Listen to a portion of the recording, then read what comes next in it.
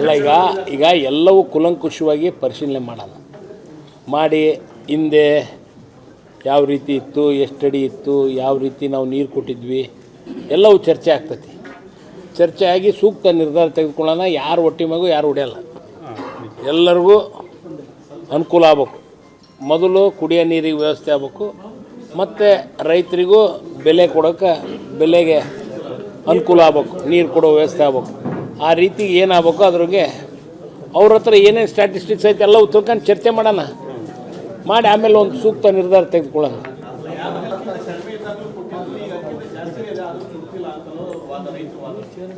ಈಗ ಒಬ್ಬೊಬ್ರದ್ದು ಒಂದೊಂದು ಇದು ವಾದ ಇರ್ತೈತಿ, ಎಲ್ಲರನ್ನೂ ಕುರ್ಕೊಂಡು ಡಿಸೈಡ್ ಮಾಡೋಣ. ಅದ್ರಾಗ ಒಬ್ಬರು ಎಷ್ಟೋ TMC ಅಪ್ಪರ್ ಭದ್ರಾಕ್ಕೆ ಕೇಳಿದರು, ಇನ್ನೊಂದು ತುಂಗಭದ್ರಕ್ಕೆ ಡ್ರಿಂಕಿಂಗ್ ವಾಟ್ರಿಗೆ ಬಿಡಬೇಕು, ಆಮೇಲೆ ಲಿಫ್ಟಿಂಗು ತುಂಗಾದಿಂದ ಅದನ್ನೊಂದು ಭದ್ರಾಕ್ಕೆ ಇದನ್ನು ಲಿಫ್ಟ್ ಮಾಡೋದ್ರ ಬಗ್ಗೆನೂ ಇನ್ನು 2-3 ಕಂಬಗಳು ಆಗಬೇಕು. ಅದೊಂದು ಆತಪ್ಪ ಅಂದರೆ ಈಗ ಮಳೆಗಾಲ ಇರೋದ್ರಿಂದ ಅದಕ್ಕೆ ಕೆಲಸ ಆಗ್ತಾಯಿಲ್ಲ. ಅದೊಂದು ಆತಪ್ಪ ಅಂದ್ರೆ ನಮಗೆ ಇವ್ರಿಗೂ ಭಾಳ ಅನುಕೂಲ ಆಕತಿ.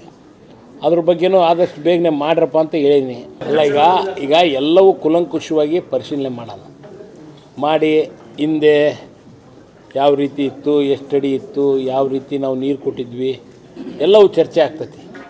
ಚರ್ಚೆ ಆಗಿ ಸೂಕ್ತ ನಿರ್ಧಾರ ತೆಗೆದುಕೊಳ್ಳೋಣ. ಯಾರು ಹೊಟ್ಟೆ ಮಗು ಯಾರು ಹೊಡೆಯಲ್ಲ, ಎಲ್ಲರಿಗೂ ಅನುಕೂಲ ಆಗಬೇಕು.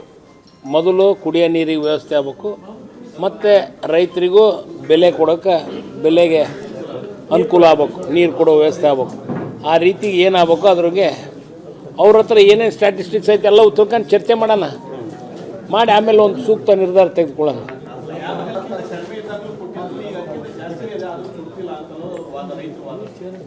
ಈಗ ಒಬ್ಬೊಬ್ರದ್ದು ಒಂದೊಂದು ಇದು ವಾದ ಇರ್ತೈತಿ, ಎಲ್ಲರನ್ನೂ ಕುರ್ಕೊಂಡು ಡಿಸೈಡ್ ಮಾಡೋಣ.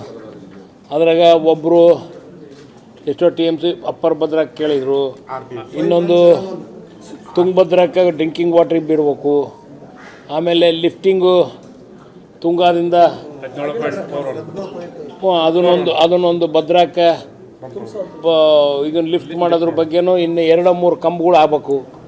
ಅದೊಂದು ಆತಪ್ಪ ಅಂದರೆ ಈಗ ಮಳೆಗಾಲ ಇರೋದ್ರಿಂದ ಅದಕ್ಕೆ ಕೆಲಸ ಆಗ್ತಾಯಿಲ್ಲ. ಅದೊಂದು ಆತಪ್ಪ ಅಂದ್ರೆ ನಮಗೆ ಇವ್ರಿಗೂ ಭಾಳ ಅನುಕೂಲ ಆಕತಿ. ಅದ್ರ ಬಗ್ಗೆನೂ ಆದಷ್ಟು ಬೇಗನೆ ಮಾಡ್ರಪ್ಪ ಅಂತ ಹೇಳಿನಿ.